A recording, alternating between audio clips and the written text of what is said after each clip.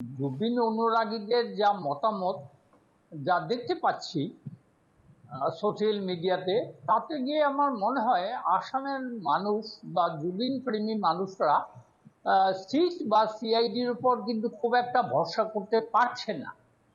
খালি আমরা একটা জিনিস লক্ষ্য করছি, একে অপরের বিরুদ্ধে অভিযোগ করছে, নতুন নতুন অভিযোগ আসছে, নতুন নতুন তথ্য বেরিয়ে আসছে। এই জিনিস যদি চলতে থাকে, তাহলে সাধারণত আমি আইনজীবী হিসাবে আমার ৩৭ বছরের অভিজ্ঞতা থেকে বলছি যে এইসব ক্ষেত্রে কিন্তু কেসগুলো শেষ পর্যন্ত যারা অপরাধী হিসেবে চিহ্নিত হয় তারা কিন্তু খালাস হয়ে যায়। তাই আমার মনে হচ্ছে যে জুবিন প্রেমীরা কিন্তু বর্তমান তদন্ত প্রক্রিয়াতে খুব একটা সন্তুষ্ট নয়। প্রদীপ দা, আপনি যেমনটা বলছেন যে জুবিন প্রেমীরা বা জুবিন অনুরাগীরা বর্তমান তদন্ত প্রক্রিয়া নিয়ে সন্তুষ্ট নয়, সেক্ষেত্রে আমি জিজ্ঞেস করব কেন সন্তুষ্ট নয়, কেন আপনার সেটা মনে হচ্ছে?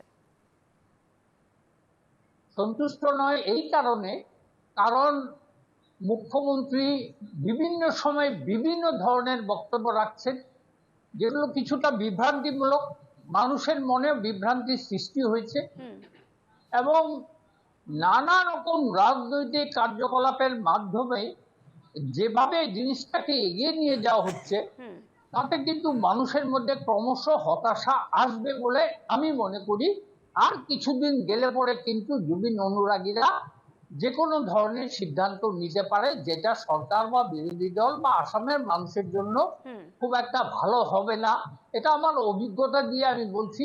মানুষের যে ট্রেন্ড আমি দেখেছি, আমি পরশুদিনও আমি জুবিন গার্গের স্ত্রীর সঙ্গে দেখা করে এসেছি, আমি সেখানেও মানুষজনের সঙ্গে কথাবার্তা বলেছি। মানুষ কিন্তু অত্যন্ত বিভ্রান্ত হলে পরে মানুষ সাধারণত কি হয়, একটা ভুলভাল সিদ্ধান্ত নিয়ে বসে।